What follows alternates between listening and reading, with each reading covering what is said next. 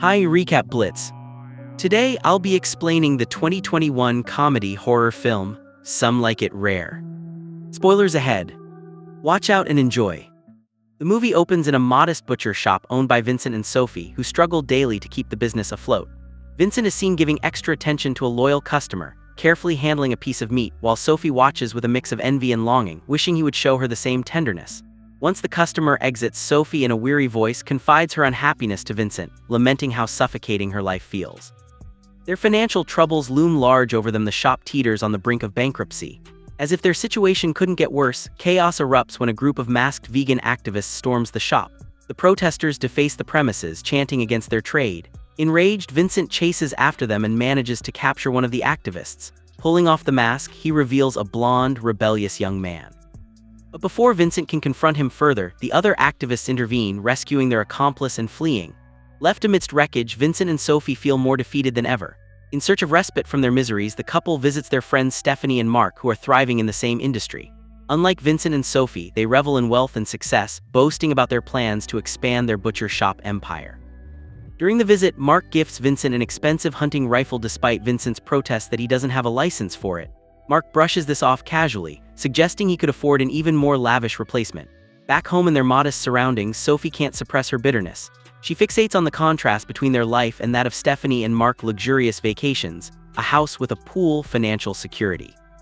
Consumed by resentment, she rails against their stagnant life together and Vincent's lack of ambition, ultimately declaring she wants a divorce. Her words cut deep, though Vincent remains silent. His thoughts are interrupted when he spots a cyclist on the road, none other than the young activist who vandalized their shop. Overcome by anger and frustration, Vincent impulsively stops his truck and reverses into him. The activist is left lifeless on the pavement.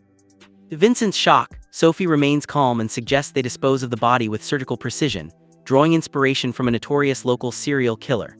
Reluctantly, Vincent transports the body to their butcher shop, where he begins dismembering it under Sophie's grim direction.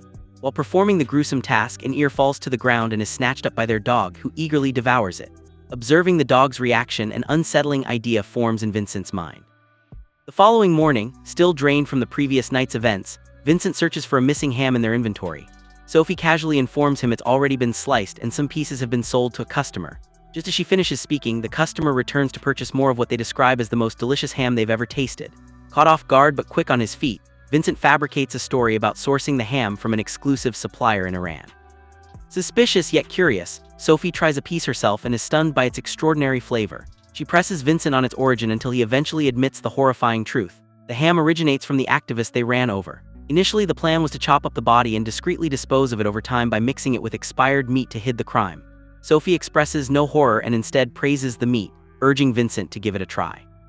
Vincent adamantly refuses, suspecting his wife has lost her mind, yet she insists it's a brilliant business idea. Together, they devise a plan using a vegan activist as the basis for a mysterious meat to sell to their customers. As questions of morality arise, another customer walks into the butcher shop asking for Iranian pork ham after enjoying it at his neighbor's gathering.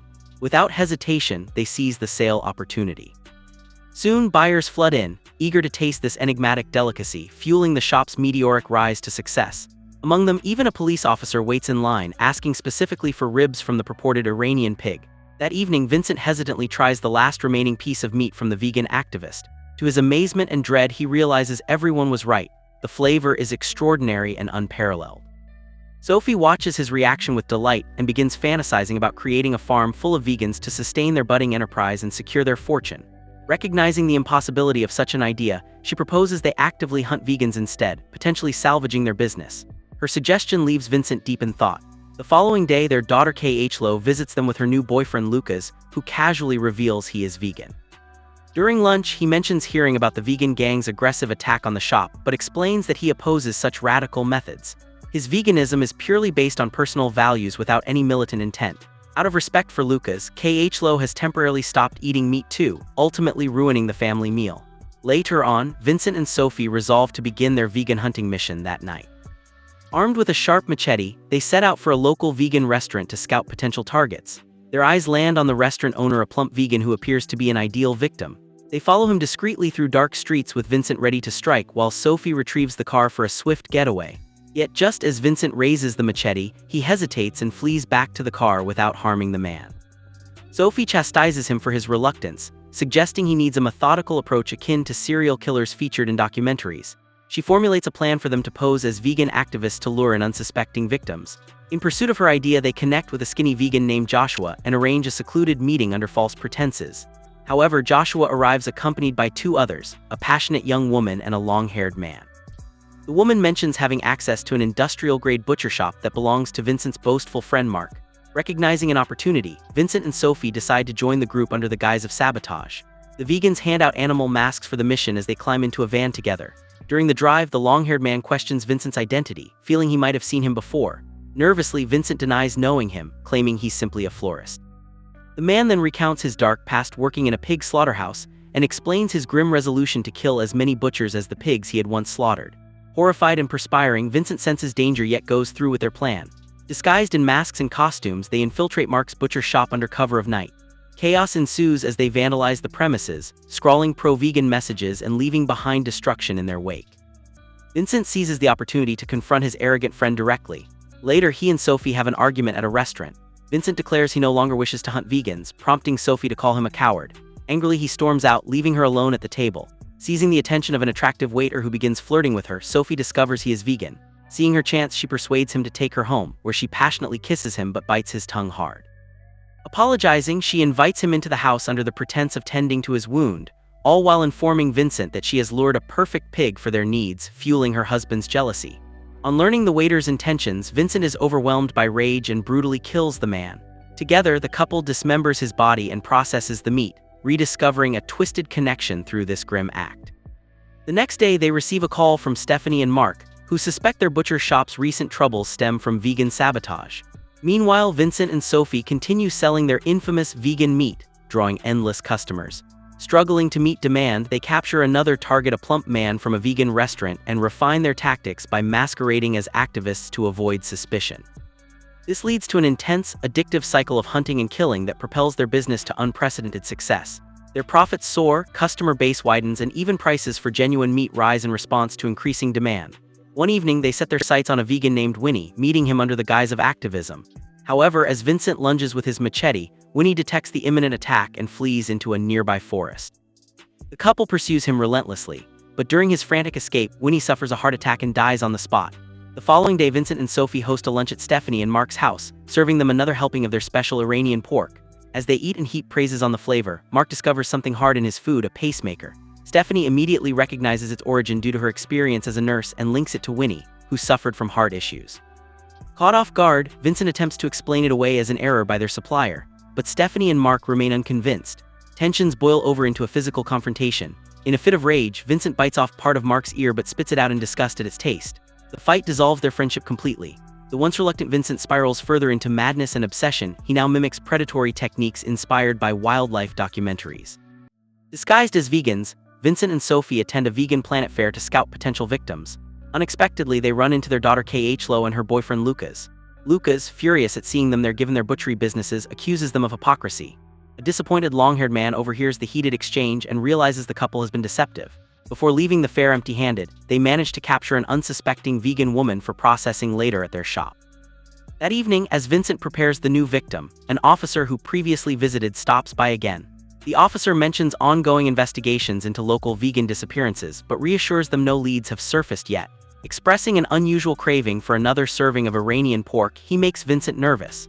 Barely avoiding exposure during this tense visit, Vincent manages to send the officer away.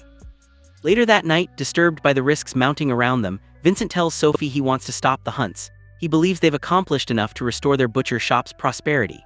Sophie flatly refuses, insisting they're thriving too much to stop now. Their argument is interrupted by the doorbell. It's Lucas arriving alone to apologize for his earlier behavior at the fair while voicing concern about his missing vegan friends.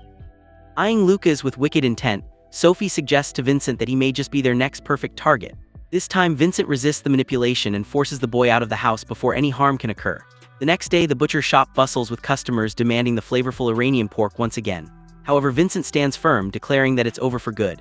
He explains that the supposed supplier has retired and all stock is gone. Disappointed, the crowd leaves en masse, unwilling to purchase anything else. Sophie confronts Vincent over his decision, accusing him of cowardice and insisting that financial ruin is inevitable.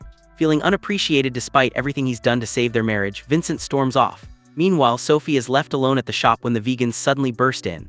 Later that night, Vincent returns home and notices the vegan's car parked nearby. Realizing Sophie may be in danger, he rushes back to help her. Inside the shop, the vegans have taken her hostage, angrily accusing her of deceit over their claim of selling flowers. The long-haired man, furious, prepares to fulfill his promise of targeting butchers, but Vincent bursts in with his dog. The dog viciously attacks the man while Vincent hurls a machete at one of the girls, killing her. Joshua, the last remaining vegan, engages in a fight with Vincent and manages to stab him with a sharpener. Amid the chaos, Sophie frees herself and uses a hook to incapacitate Joshua, leaving him lifeless and hanging. As Sophie aids her wounded husband, their violent spree comes to an abrupt end. Authorities arrive shortly after due to suspicions raised by Mark and Stephanie, who piece together various clues: the chewed ear from a previous fight, a pacemaker discovered in the meat, and the mysterious origins of the pig from an unknown farm. Over 3 months, the couple had brutally attacked and processed over 30 vegans, using their meat for personal consumption and to sell to unwitting customers. Their gruesome crimes earned them infamy as serial killers, and they receive life sentences in prison. Thank you for watching, and don't forget to like and subscribe for more content like this.